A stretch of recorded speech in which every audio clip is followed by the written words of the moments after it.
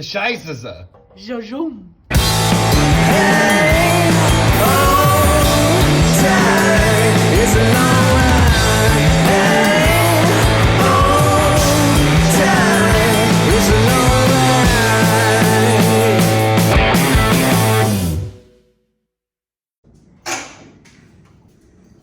Just like that. After we've numbered everything, I'm gonna take a close-up picture of a number and where it goes, and then a further back picture so that I can see it in reference to the rest of the engine. This is my plan. We will see how long this lasts. Ready? And go.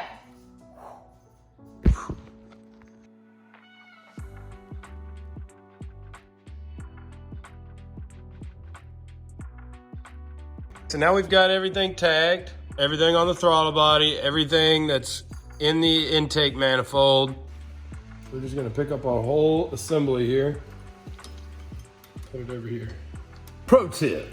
Okay, here's the bolts that came out of that bracket. I'm just gonna lightly put them back in there. That way we know where they go. We know that bracket goes right there and that these must be the bolts. It's a good way to keep up with everything. If you can put things back in bolt holes, I think that's a good pro tip. And see, when I edit this, I put pro tip before the tip. Now you know. Our tensioner pulley is right here, and it does not take a socket or anything that you can just go like this and move it one way or the other and untension it. You have to undo this bolt right here, which here's your power steering pump and everything, and then that bolt is right there on the same bracket. And that has loosened up our belt quite a bit. We should be able to slide it off. There we go. And then we'll just set our belt over to the side and out of the way. Try and not get it unwound too far. Moving on. Now we're gonna take these bolts out. There's 1, 2, and I believe one more underneath. So we'll just take these out and hopefully move this whole assembly over. And that should give us some more access. And when we get everything undone off of this won't be holding it up. So this is braced to the block. This is why it's straight piped right now. Now that we've got all of our top bolts loosened on the manifold, they're pretty easy to get to. We're getting these bottom ones, and a lot of people say come through the top. I'm gonna say absolutely not. I'm gonna say you wanna go this way. I'm gonna come right here, like this. I had a socket on, or a ratchet on here going like this. There's bolt 1. I mean, super hard to see, and then the other one was right. So there's one, it was right over here, and you come through there. It's super tight, you cannot even see it. This is a crappy angle because there's just no good way to see it. Getting this in is gonna be a real treat. Got our 2 manifold bolts out from under the intake manifold. Those were the hardest ones to get to in my opinion, so we took them out first. Now, going by that strategy, we wanna get the hardest ones out first because those are the ones that are gonna hang you up when you've got everything out. And then there's just one hanging on. You don't want to be back here fumbling with it. So I'm going to start back here, and then I'm going to work my way forward. So if this one wants to get hung up, whatever, not a big deal. I'm going to curse a lot less. We don't curse. Oh my God. Did you get that? Yeah. Look, this goes like this, and it snaps over this little nipple. See the inside? That's your fuel line. It's got like 4 prongs, and they don't want to come loose. So what you do is you get a cap to a pin, and you cut it, and then you slide this here, and that compresses the prongs, and then you just do this and spin it, and it comes off.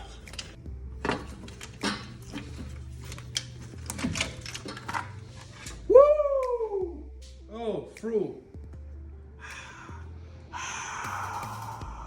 You are all that is man, baby. Oh. Okay, now what we're gonna do is pop these jabs off. Whammy bar, baby.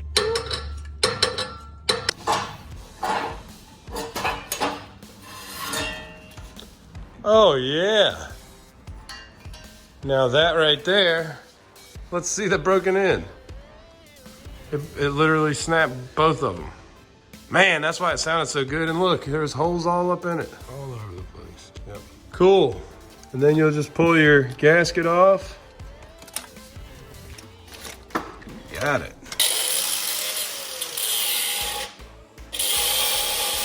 Got our manifold all the way off, exhaust manifold off, intake manifold off, and wow, you can see how dirty this thing is.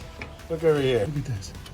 Look at that. That's just dirt and crap coming out. But that's what happens when you're running freaking in the mud and the dirt and everything else. I mean, this thing has just gotten real sticky over the time. So what we're gonna do is just take a little brush action, clean it up as best as we can, hit it with some brake clean that surface real nice, get a gasket on there, and we'll be ready to rock and roll.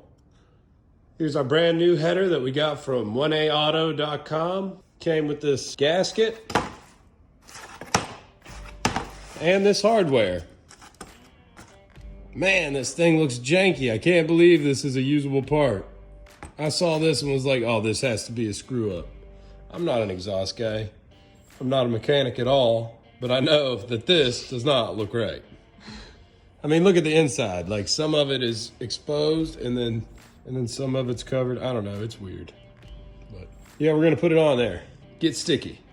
After we removed the header, we went through, made sure all these ports were clean. I hit them with some brake clean and wire brushed them really well. And then I went through and hit them with brake clean again, got a rag deep in there and twisted it around and got everything out of there. After that, cleaned this entire exterior surface, made sure it was smooth so that we were ready for our brand new gasket. So you've got your studs for your exhaust manifold right here and in the back, and that's what this hooks onto. So you'll put it right like that. Make sure all your holes line up, and they pretty much do. You gotta make sure that this gasket is right on the money or it's not gonna work. Now this hole right here is worrisome because it's not lining up. This one hole. So what I'm gonna do is test fit it, just with nothing on there. But you see what it wants to do, it doesn't want to let it go in. So you know what, we're gonna do this one last.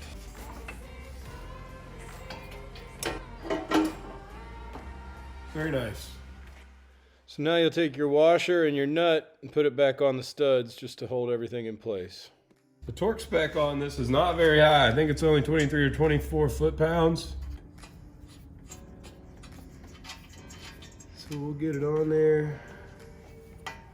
Make sure everything's pretty much lined up. Then we're gonna take our other assembly here, washer and nut, put it on back here. It's way in the back. Cleaned all the ports out. And that way everything's as clean as it possibly can be when we put it back together. Like I say, you gotta make sure that this thing is like just right. You probably could use some anti-seize if you wanted. We have our new exhaust manifold installed. We just installed our donut gasket right here, clamped everything together at the flange. And you'll notice that we've got this kind of accordion style thing going on, and that is to prevent this from happening. Now we're gonna get our intake manifold back on, make sure everything's still lined up right, and it is. Cinch everything down, get everything connected, and we'll be ready to roll. Now we're going to take our intake manifold, slide that back into position. We've moved our fuel line out of the way. This bracket connects right here on the manifold, so we'll remember that. And we've got a couple of screws or bolts ready to go in when we get this situated.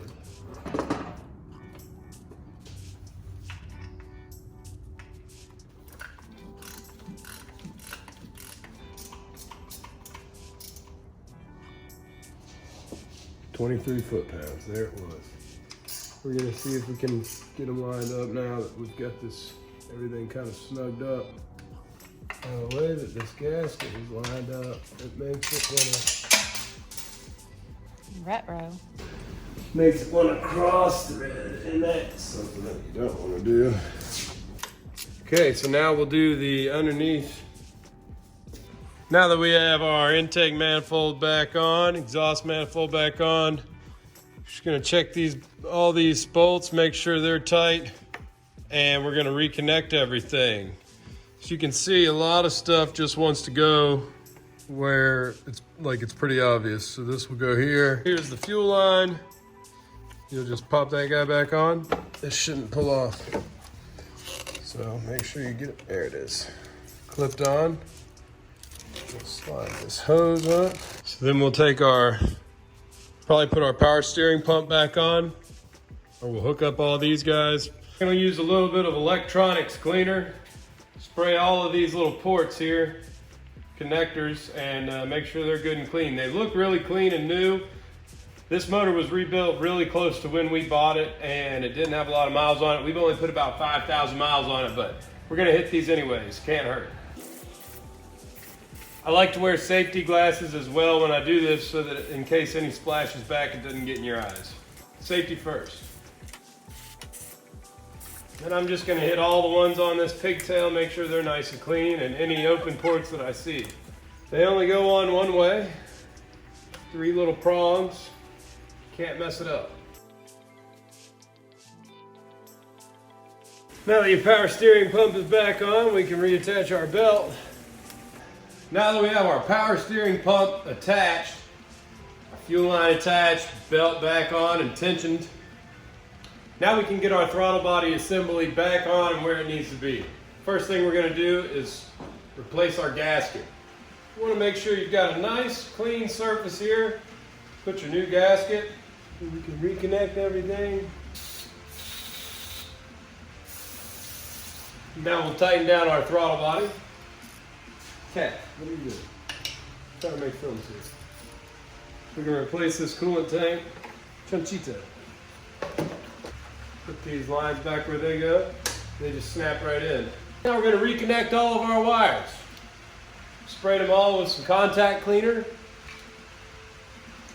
And we'll go around. We've got them labeled. 1, 2, 3. Yeah, beautiful. This is why we did this. Got everything together. We're going to try and start the Jeep. I'm going to prime it up a couple of times to get some fuel back in the fuel rail.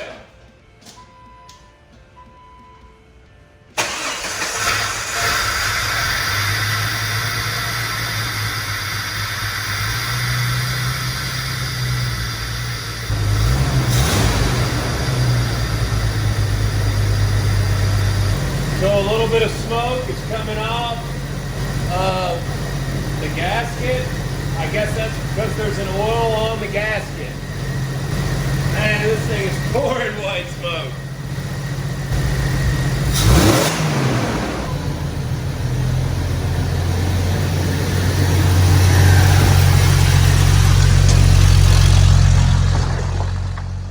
Thanks for following along, guys. Thanks for watching BleepinJeep. Like, subscribe, ring that bell. We got some really cool content coming for you. Really fun stuff with the Llama-zine, so make sure you stay with us. We're at BleepinStickyKids on Instagram.